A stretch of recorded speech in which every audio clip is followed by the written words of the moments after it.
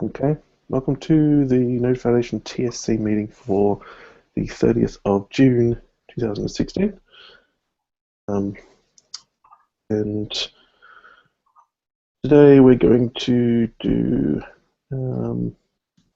a quick review of last meeting. So we talked about regular rollup reporting for active working groups. That's on me to continue that process on GitHub. Still haven't followed that up, unfortunately, but I'll get there. Adding Brian as a member of the TSC. We didn't have enough members for a quorum last week, but we should have we should have enough to finalize that off this week. And defining Node core is another topic we're going to continue this week. Okay, so quick stand-up. Michael Dawson, you can go first since you've started noting. Okay, I just did the first cut at an issue called Node.js Core Mark II, intended to follow on from our last discussion to just try and list a set of things that would be within the scope of Node Core. That's what I've done.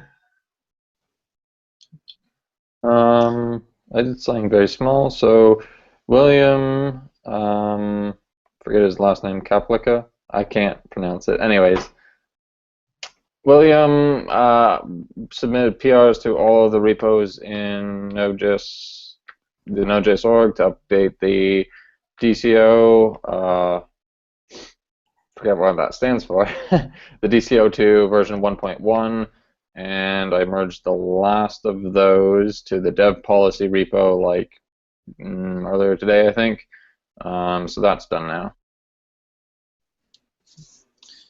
I'll go ahead and go next. Been working on WG URL implementation, HTTP 2 stuff, looking at the improving HTTP 2, regular HTTP 1 standard support, and going through and reviewing issues, but that's been fairly light. Also, heads up, I'm going to be on 2 weeks vacation starting not tomorrow, but next Friday, and we'll be pretty much unavailable for 2 weeks.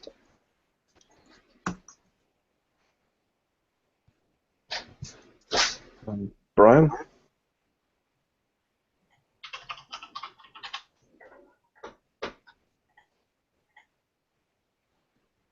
No, Brian, you're not there? Can't hear you. Brian, if you're talking, we can't hear you.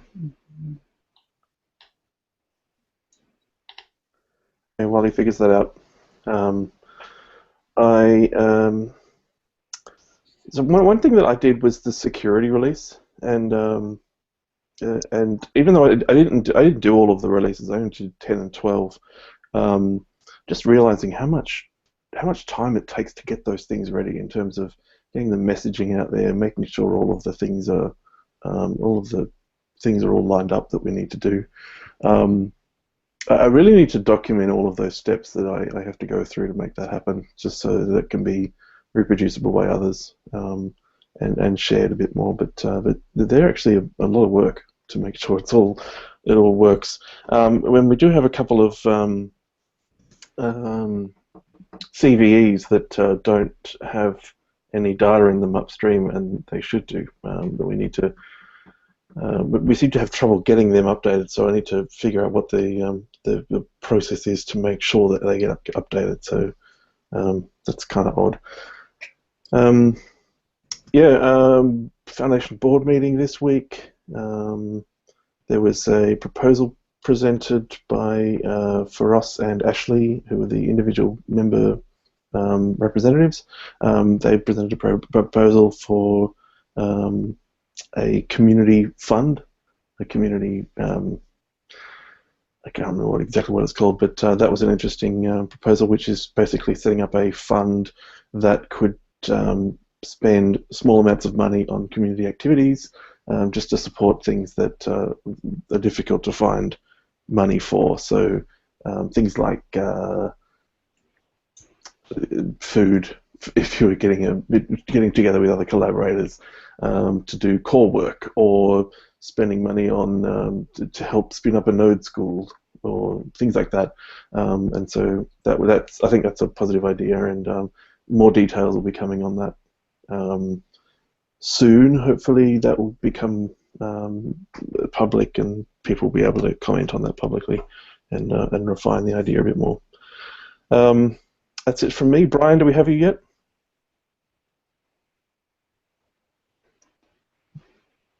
No, we don't.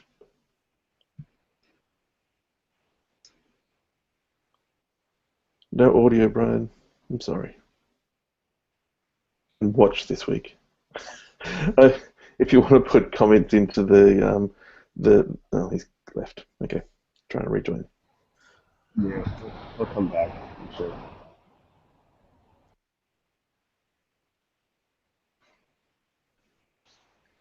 Okay, can you hear me now?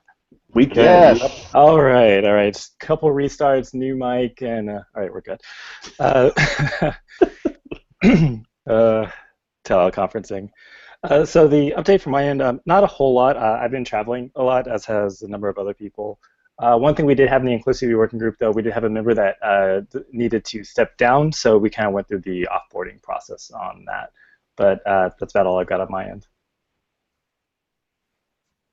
Okay, cool. I'm just taking some notes. Can I, just out of curiosity, who was it that stepped down, or is that? Excuse me. It was Charlotte who stepped down. Oh, it's unfortunate.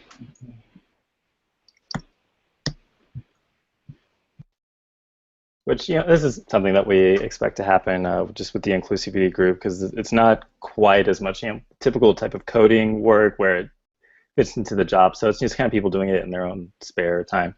So this is just something that kind of happens. Just as people it's interesting that you actually have an offboarding process, and there's like an elegant way to do that. Like, we're kind of lacking that in some of the other groups, and we have like these lists of people that some of them just aren't active anymore, and we don't really have an elegant way to bring them down. So maybe we can, like, after you have gone through that and have some comments, maybe we can generalize that a little bit. Yeah, I can go and talk about that, because we finished that process. It's basically just a list of we need to remember to remove them from the GitHub org, some Slack permissions. It's like mostly permissions work, just making sure we kind of do all the paperwork around that. One thing we decided to do with it is normally when we onboard someone, we file an issue and we check it off as we go. We have the template, but we decided not to file an issue about it, mostly to kind of keep it sort of low key. People leave for all sorts of reasons, but and a lot of them are totally valid, like this one was. But sometimes it might end up looking like that we kick them out, or maybe something nefarious, and we just kind of rather not deal with that sort of public visibility aspect. Right. Yeah, that makes sense. Who's next on the stand-up? I don't have that thing. That's it. Moving into meeting. I've moved Brian as a member of the TSC up to the top, so we can get that resolved. So we've got 7 votes. That's enough for quorum now. The votes were. Hang on, just let me read this off. From last week, it was myself, James, Alexis, Jeremiah, and then on GitHub we had Julian, Shieki, Brian. That's enough, and so welcome to the TSC. Finally, Brian. Thank you very much. Thanks, everyone. Welcome.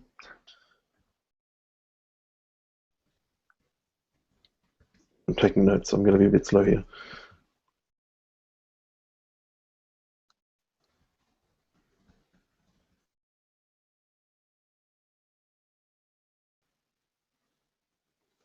Regular roll-up reporting. As I said, I haven't done anything else on this.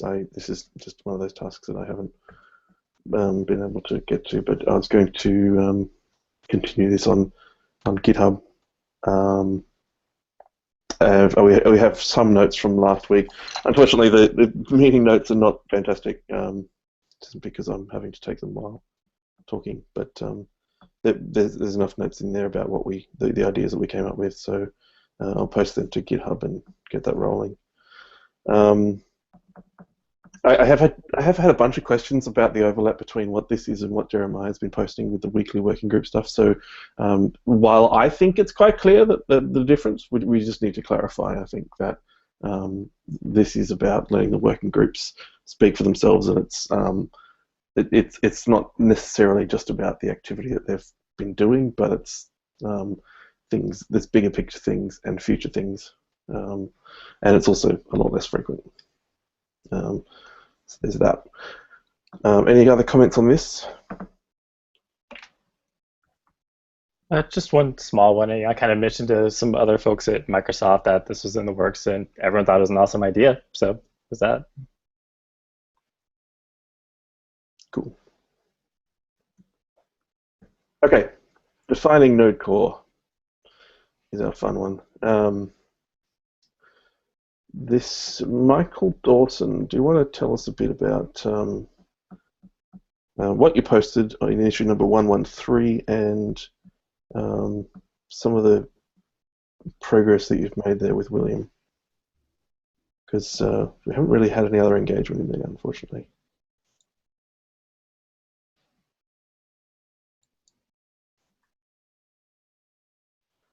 Dawson, unmute. Sorry, I was on mute. You can hear me now? Yes. Okay. So the discussion last time was, we wanted to try and take a slightly different approach of listing the things that we would think would be in scope for Node Core. And as I started to go through that, what made sense to me, and I'm not sure if it will make sense in anybody else's mind, but this is what I wrote down, was to list not necessarily like the pieces that would be within scope, but the kinds of things that we would want to be making decisions on without having to go and consult with the board. So I tried to list those out. The discussion last time that was coming out with a concrete list would be good because people can look at each one and say, yes, no, or, this is controversial, so let's talk about it. So I wrote down, a list of the things that I could think of that, we would want to do. I think William's comments, I'm not sure it necessarily resonated with him in terms of making progress on that. I think one thing that I had in there is, again, the line between the CTC and the TSC is a little bit fuzzy, so I'd kind of use both in terms of what the scope that we would want to have for. Whether I didn't distinguish between whether it would be the CTC making the decision or the TSC making the decision, but together they would have autonomy over these particular areas. And then outside of those, we'd go and consult with the board, so it would be more of a shared decision, right? So I don't know, does it make sense if I read through the 6 or 7 things that I came up with and we discuss them, or how do you think it's best to? Yeah, let's do that. Okay. Yeah. Okay, so the first one I came up with is, any code and document changes to any of the repositories under GitHub Node.js. So, we expect that we have full autonomy over what goes in to those repos in terms of the content. Standards and processes covering the contributions to the repositories under GitHub Node.js. So again, the commit process, the review process, all the things that sort of control how things get landed and go in and out of those repositories. So a couple things about that, right? Like there's that's all definitely true, but there's also kind of like a tacit understanding that we're not going to add things or create repositories that are like far outside of some kind of scope that we haven't actually defined. But yeah, I tried to cover that in the later ones. Yeah. Okay. And so for that first one, it's more like existing. So yeah, exactly. I guess Right. Later on I cover creating new ones, but I should have maybe said existing for each of them. Okay. So and for the second point for the contribution policies, in the charter there are some like kind of requirements.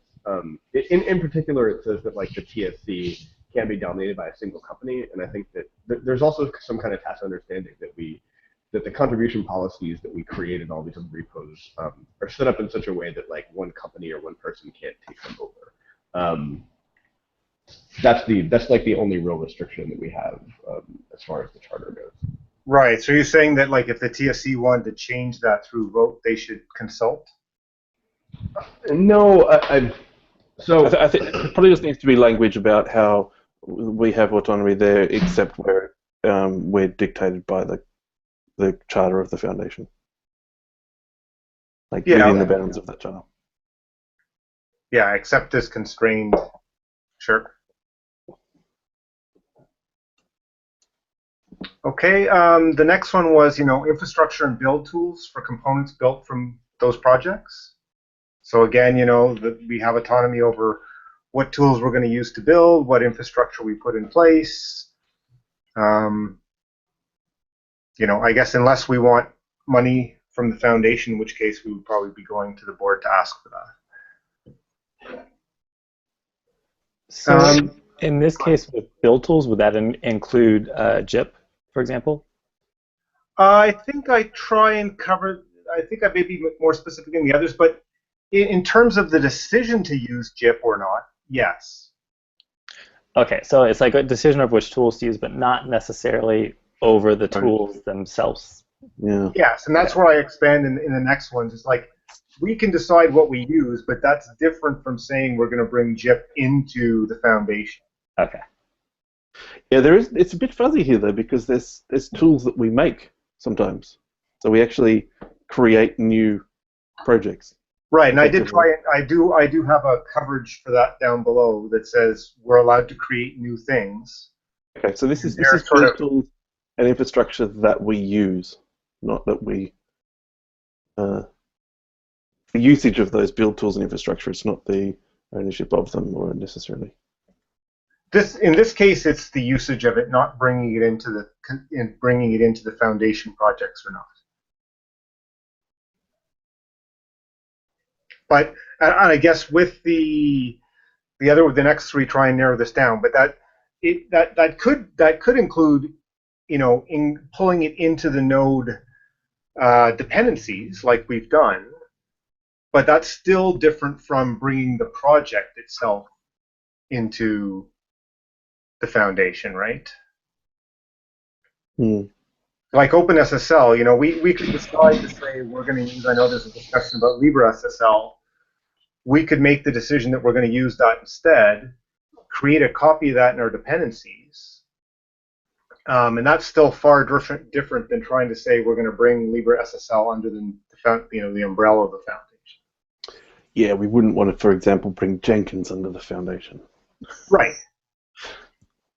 But so that's where I tried to sort of draw those lines. We can decide what we want to use. We can use it. We can even put it into the repos and dependencies. But the line is pretty much when you say, well, I want to bring this project, this well-established project, into the foundation itself. So maybe I'll go through the next three because they're kind of getting into those. It's basically saying, which external components Node will depend on and how they'll be bundled into Node distributions. So examples like Node.js, B8, OpenSSL. But this does not include bringing the dependent project itself under the foundation umbrella, but does cover including a copy of the code for the dependency in the dependency trees or including them in the Node distribution.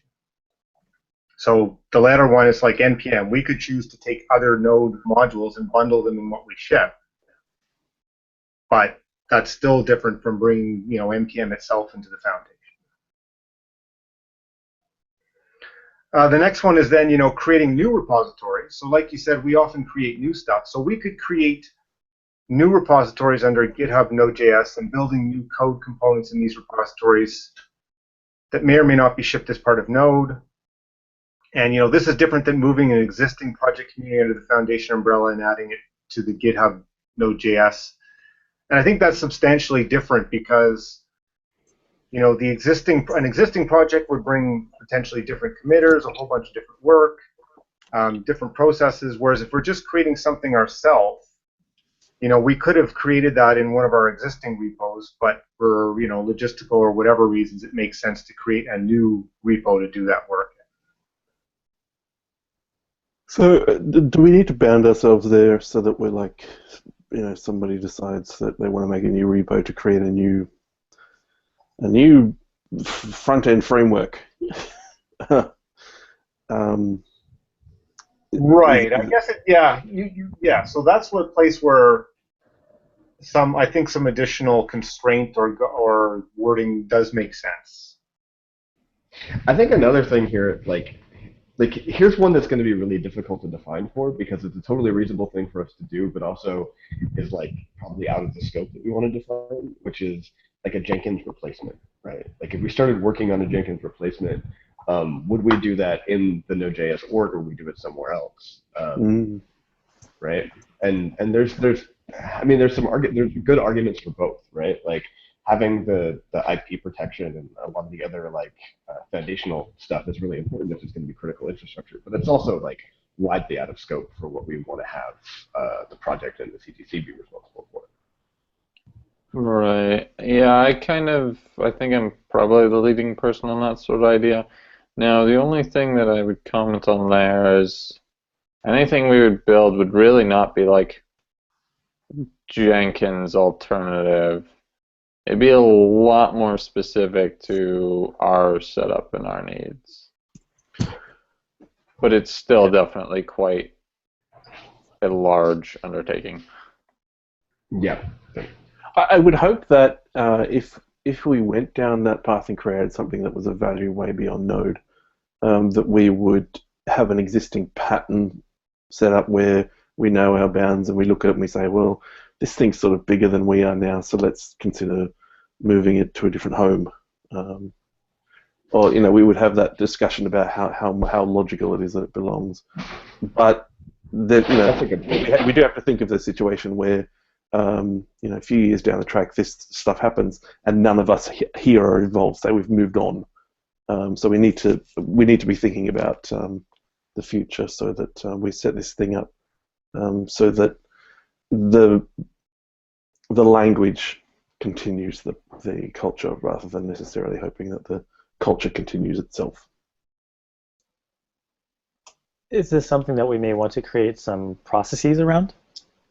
Heading down, like something to sort of formalize, we've created this thing, it started off very node specific and so well within our scope, but then later it was like, well, it makes sense to spin it out. You sound way too eager about that. Yeah. I mean, I think that we can wait until we hit this problem. I think. I think that we can wait until we hit that problem. And honestly, too, it's going to be a little bit specific on the project because if there's property that we own, if we're transferring the copyright to another foundation or something, or anything that we own, we have to put that through the board anyway. Yeah. Okay. So the fact is that if we make it under the GitHub org as the foundation, then it's owned by the foundation.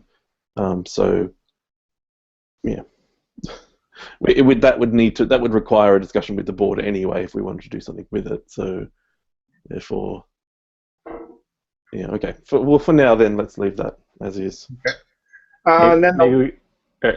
Maybe we could just kind of add a footnote to this, saying that any technology here may at some point in time be spun out if it feels like the scope is too big. I'm just thinking, this could be a point that people might have issues with, especially on the board, because that might be viewed as overbroad. Yeah, we could put something in the board has the right to review the projects. And with respect to how aligned they are with Node or not, and then initiate a joint decision as to whether the project remains. How about just something really simple like it is expected that these would be reviewed from time to time to assess the applicability to the foundation. Yeah, the continued fit maybe. Yeah. Let's not actually ask the board to get involved. Sure. Yep. I don't think we want that, but just note that this is something that we, as people who are writing this, to the people who are reading it eventually, suggest that it be looked at. Yep. Sounds good. What Acknowledging that it could happen, not this is how we're going to do it or who or any details. Yeah. Yeah. Coming back to the whole bringing projects in thing, we do need enough room to be able to pull in. Like we brought in Node.js, right? Like that was like a really kind of obvious decision. We didn't go through any kind of like board process, and we didn't go through like any kind of incubator process. We just integrated it into the development of Node, right? Similarly, you know, if like Fyodor's thing takes off and we start like wanting people to use that, we would do the same, right? So Yeah, I think was gonna bring up that like LL Node is something that we're discussing whether we should bring it in. But I guess I'm sort of thinking back to Rod's earlier comment about the board is not necessarily an adversary.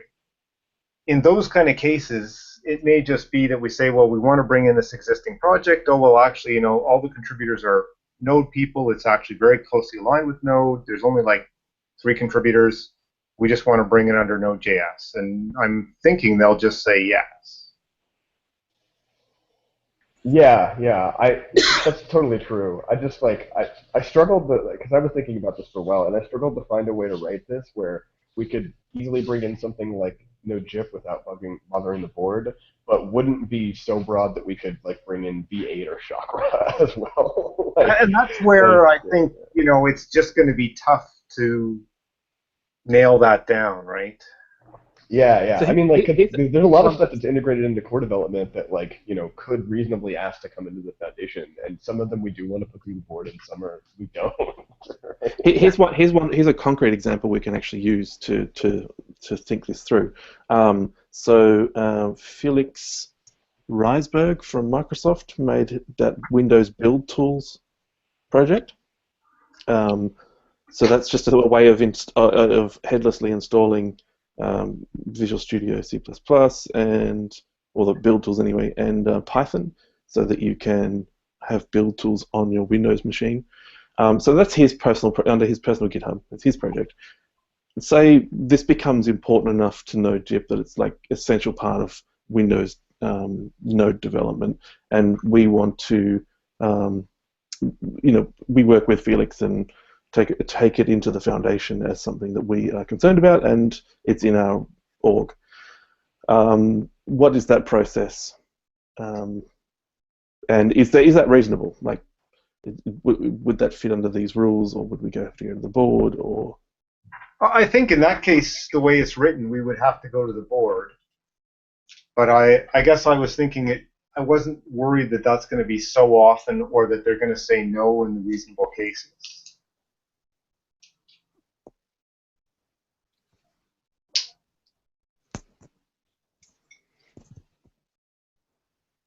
So I do like the idea of having to make the case to the board, not necessarily to get the board involved, because I don't really want to get the board involved in all of these little things, but that process of having to make the case to the board is actually a good one, because it's a step that requires justifying what you're doing. The process itself is probably good. Yeah, and thinking through how you explain it to them is probably, like you said, it's just a good process. It'll help you better define why you're doing it. And it's also good for us to work out that messaging in general, because like something like that could easily be reinterpreted and picked up by the press. And if we didn't have put together messaging on why we grabbed it, then it could be exaggerated. Yeah, and on the other end of this spectrum might be NVM.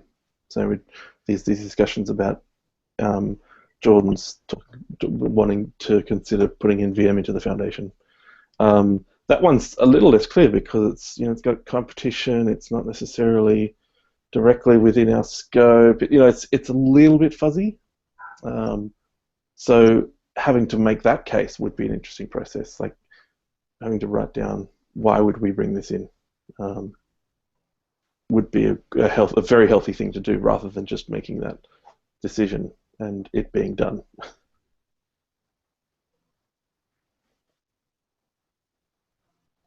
Yeah. Okay. Michael, I don't mind that idea of putting that into the writing that process to the board. I don't like the idea of having to involve the board, but I think that it's it's a reasonable tool to use to make the process. Yeah, and I guess we'll get their feedback to say, if it's too much of a bother. I don't think it happens all that often either, though. But otherwise, I really do think that trying to come up with some other measures are going to be pretty tough. So unless it's a problem, just saying, can we get the quick okay, would make sense. And I guess they can be done in batches as well if we need to. So if, for example,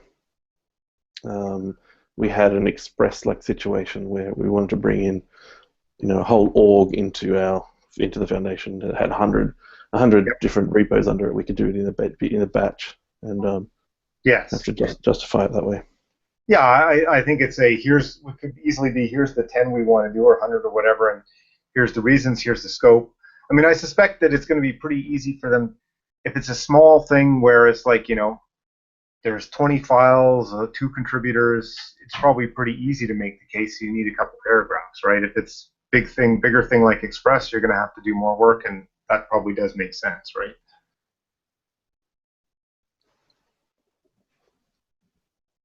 Yep.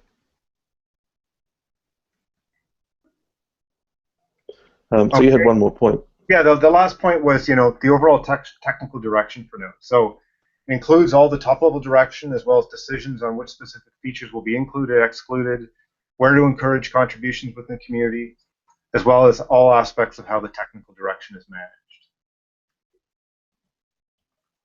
And the idea is that, outside those things, if it's something that doesn't fall into that list of bullets, then we would consult with the board.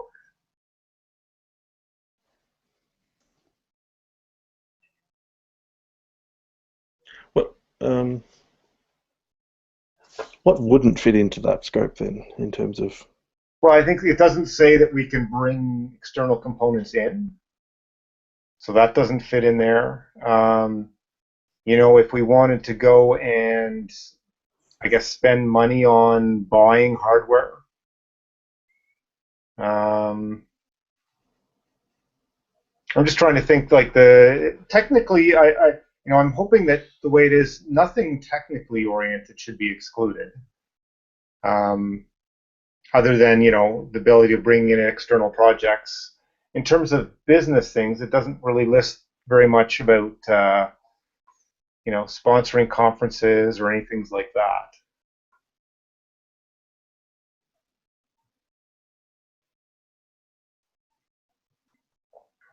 So I think anything that isn't related to getting code in or out of the repos, or the direction for Node in terms of the technical direction, is probably outside of what's listed there. Okay. What about the second point there, standards and processes covering contributions? Let's say the next generation TSC wants to change from an open governance model to something more BDFL-ish, or something that is not clearly within the spirit of what we set up with open governance. So we don't have to worry about that because the TSC is not even allowed to do that by the TSC charter. So like the charter that the board kind of gave to the TSC said, no, you can't do that. So if they did what is it that we can't do? Like so the TSC charter says that we have to be an open governance organization. We have to have at least no more than 1/4 of a particular company. Like there's all of these restrictions in there for open governance that we put in on purpose. Okay. So I guess we need to keep in mind to those limitations, right? Keep in mind that's for the TSC. Like I think like the theoretical is okay. We control like the standards for the stuff under us. Like what if the CTC wants to move to a BDFL-ish model and we say okay? So the CTC can't do that because the way that the TSC charter is written is that it's like pretty specific to core. So it actually covers core, but you could see it happening with like one of the other dependencies, right? Like if say Node.js wanted to have a BDFL model or something, or the streams repo wanted to have a BDFL model, something like that. That could potentially not be covered by the charter, but like it's not in the spirit of the charter, and the board could still yank on it. And frankly, the board could change the charter to cover the rest if it actually was like upsetting the board. Okay, so that one there, the standards thing. We suggested adding the language except as constrained by the charter. That's probably just the most important bit there, that it highlights that we're additionally constrained. I think we need that sort of up front that basically says, except as constrained by the charter, they will have it. You know, the CTC will have autonomy in these areas.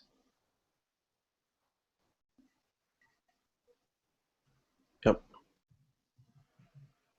From IRC, Josh Gav asks, what about things like Node.js with Nucleus? We should make sure that it's at least possible if we want to like move those things in. Yeah, I think that definitely falls within that thing if we want to make a case to the board, because that potentially creates a messaging challenge for the foundation as a whole. Like because if we were to let's a hypothetical situation where in the future where Nucleus gets to the point where it could potentially be the next generation node when we switch out Node with this thing that can be backward compatible, but it also takes a whole new direction for core, and you know it's a completely different beast. Like it's written in Rust. It's designed to be stripped right back. It can be multi-VM, all that sort of stuff. Like it's radically different. That creates a challenge for the whole foundation. So it creates a challenge for marketing, everyone basically. So that's the kind of thing we definitely want to involve the board in, just to make sure that if we make that case there. Because I'm not really so sure about that. That's only because of the way we are approaching, I suppose, tackling this problem. I mean, previously we were tackling this problem through the sort of Trevor Norris's initial API working groups thing. It was the same idea, really. The entire like decouple a layer to run tests against it that's directly exposed by the VMs, and there was never a problem about that. No, but the thing is, the press aren't going to pick up on, you know, Trevor Norris started an API working group, but they are going to pick up on a node moves to a Rust-based core. Like that would happen, and I would need to loop in the PR people to make sure that we were prepared for that. And another way of viewing this is, okay, so we can talk about Nucleus, which is obviously close to Node, but then let's say Electron wants to do the same thing, which is then a superset. And, you know, that's even more questionable, I think. But, you know, it's still Electron. If we were bringing in Electron, we would definitely want to consult the board about that and do messaging. Yeah, I think trying to find a way that would include Nucleus but exclude Electron actually might be kind of difficult to define. I don't know if we necessarily want to exclude Electron as well. I mean, they get into like a weird philosophy thing, because like Nucleus isn't necessarily like strictly one thing. It's just kind of like, okay, here's like basically a rough spec and a set of tests, and you can make any implementation against that. So we don't necessarily need to pull in like the Rust-based duct tape implementation.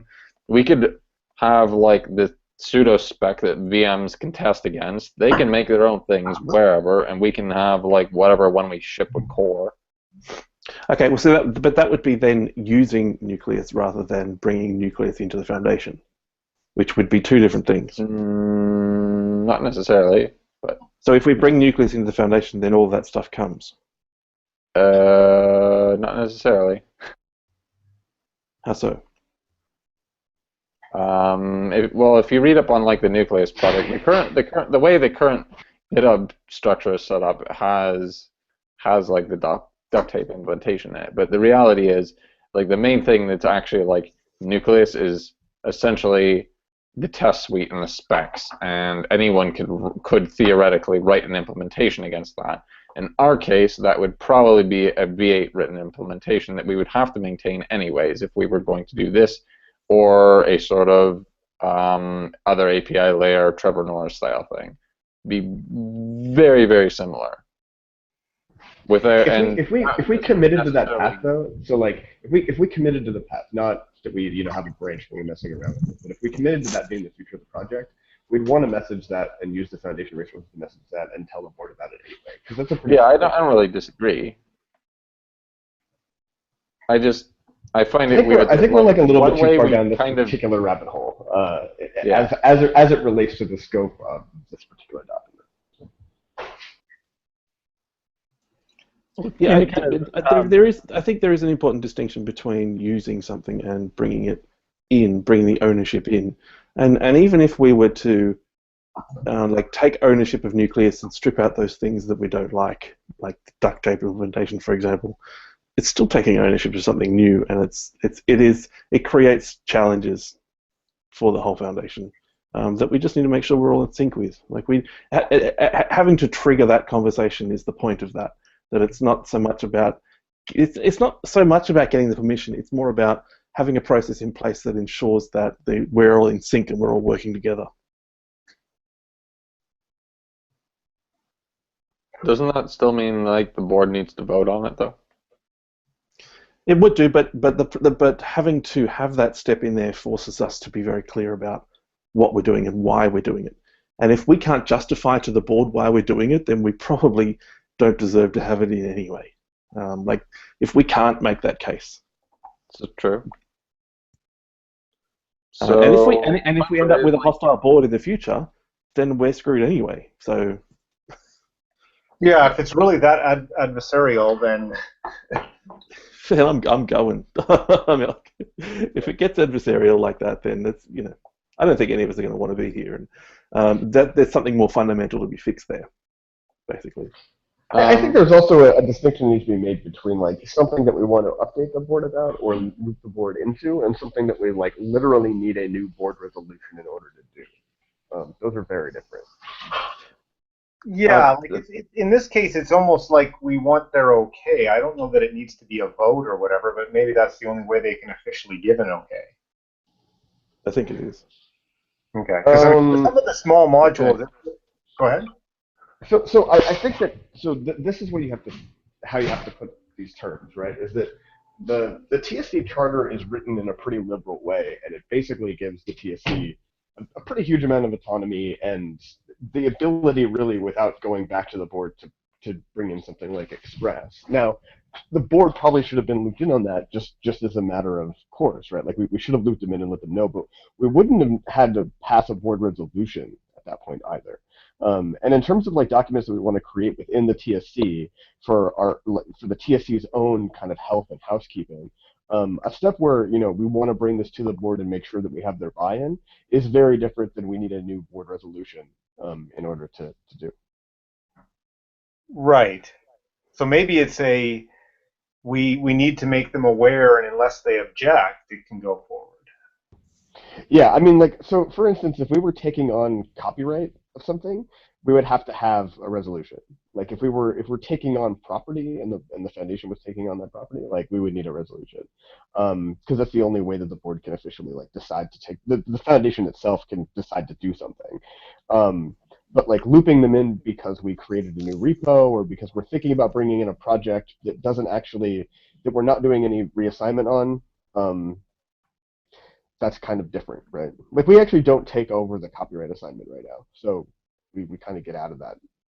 But if there were other assets like a trademark or something, we would have to do it. It seems like that's a subtlety that needs to be thought out a bit more and put into this wording, because we need to understand the mechanics of that when we put it into place. Yeah. Yeah, I can try to help put that in actually, just as caveats, because like staying up front, like within the confines of the TSC charter, and even if people reading the TSC charter are not really going to be able to figure this out. Like, it's very subtle, and it's like a lot of kind of like behind the scenes legal stuff. So. Okay, we're just about out of time, but in the case of like the stuff we talked about, then like why wouldn't we just? I mean, we really don't bring on projects that often. Like, why wouldn't we just like kind of do this for everything? everything that we wanted to bring in? I think that's effectively what it says. Yeah. Any project that exists that we're going to bring in, we need at least be okay. For something where it's a very small footprint, I would think that it's not going to take much consideration.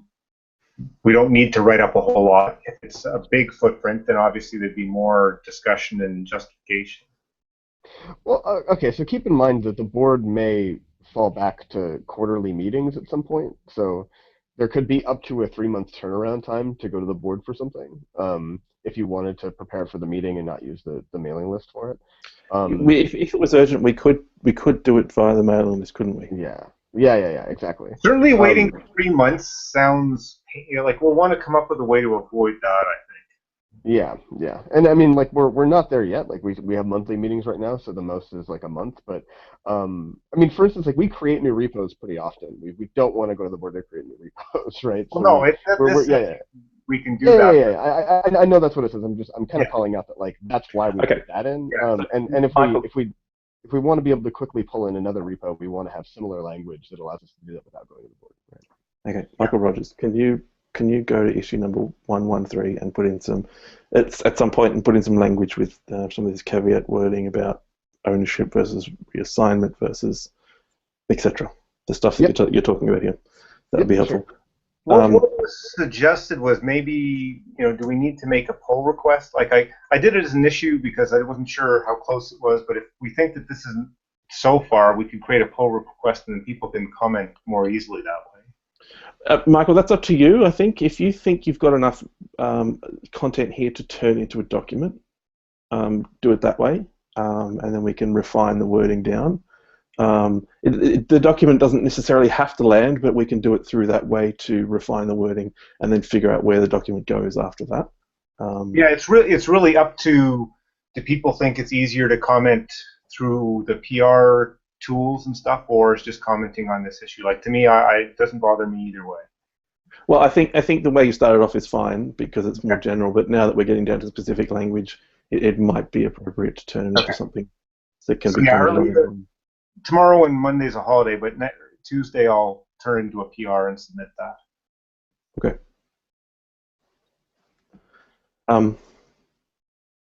Okay, we should wrap up, but is there any QA? Any questions from folks? Are we using IRC? You can't comment on the Hangout, can you? IRC. IRC or the issue, the TSC issue number 115.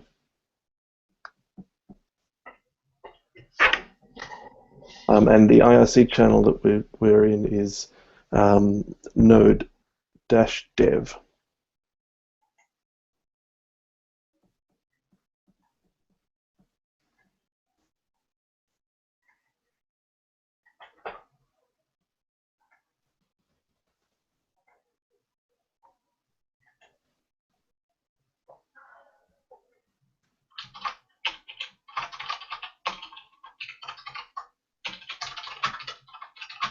Okay, I don't see anything.